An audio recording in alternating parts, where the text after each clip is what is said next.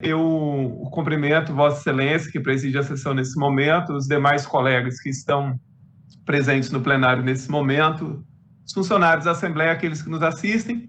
Parabenizo a Polícia Militar do Espírito Santo pelo aniversário, a polícia que nos orgulha muito e que cuida da nossa segurança há mais de 100 anos. Então, parabéns a toda a Polícia Militar.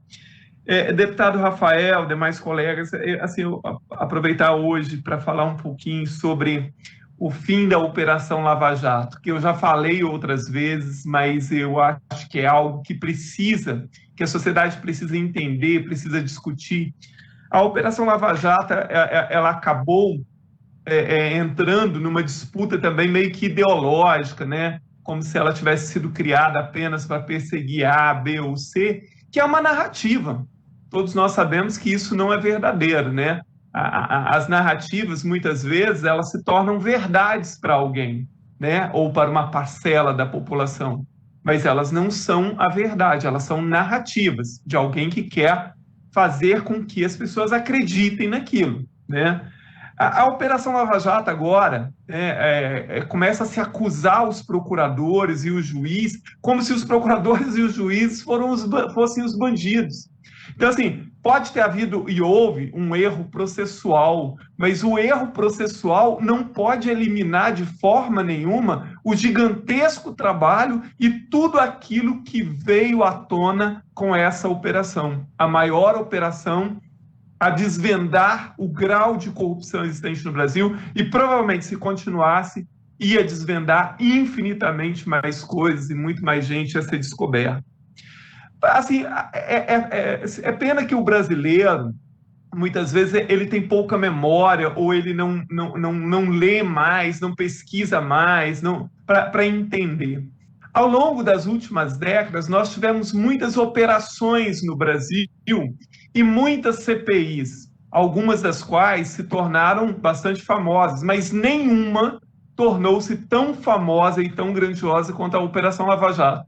Mas eu vou lembrar aqui, aqueles que nos assistem, de como é que CPIs e operações de investigação, como elas acabam sem uma punição exemplar para a maioria daqueles que foram pegos. Todo mundo não, aqueles aí talvez um pouco aí mais da minha idade vão lembrar da CPI do orçamento no Congresso Nacional. A CPI do orçamento foi um grande escândalo que descobriu ali, né, estavam envolvidos naquela situação cerca de 300 políticos, entre prefeitos, governadores, deputados, etc., que recebiam propinas justamente da Odebrecht. Aquilo foi um imenso escândalo com provas robustas do que acontecia. Mas a CPI desmoronou porque, na época, o senador que era relator cometeu um erro ao confundir uma sigla que foi descoberta na Odebrecht. E em função daquele erro do então relator, que era o senador Bisol, do PSB, toda a CPI foi por água abaixo. E ficou dito pelo não dito. Se usou aquele pequeno erro do relator para condenar toda a CPI. E nada aconteceu. Assim com várias outras CPIs que ocorreram também, né? E depois, se a gente acha efetivamente que a Operação Lava Jato está acabando porque houve um erro do juiz ou houve um erro do procurador, o que dizer, então, do fim da Operação Castelo de Areia, por exemplo, que foi anulada sem mais nem porquê, também ali com a acusação de que a operação começou com algumas medidas ilegais, e assim, como se tudo aquilo que foi descoberto não tivesse importância e que um erro de estratégia ou algum erro ali, ou um engano cometido, fosse mais importante do que tudo aquilo que foi descoberto. A operação mais recente, a Operação Greenfield, bem mais recente, também. Por que a Operação Greenfield foi terminada sem motivos aparentes e sem chegar a uma conclusão final?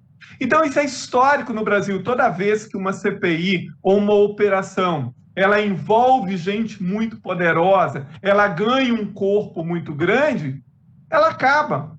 E acaba, geralmente, sem punir absolutamente ninguém.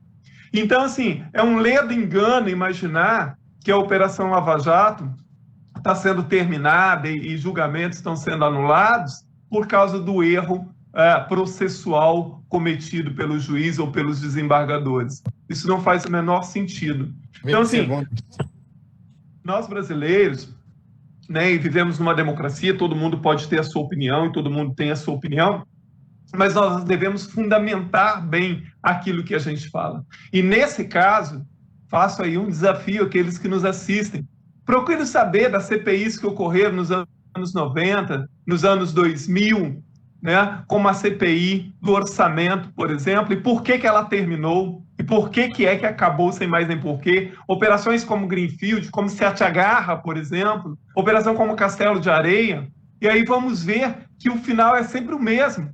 Se começa a se dizer que ali houve um engano, houve um erro, houve não sei mais o quê, e aí tudo aquilo que foi descoberto com provas robustas vai por água abaixo.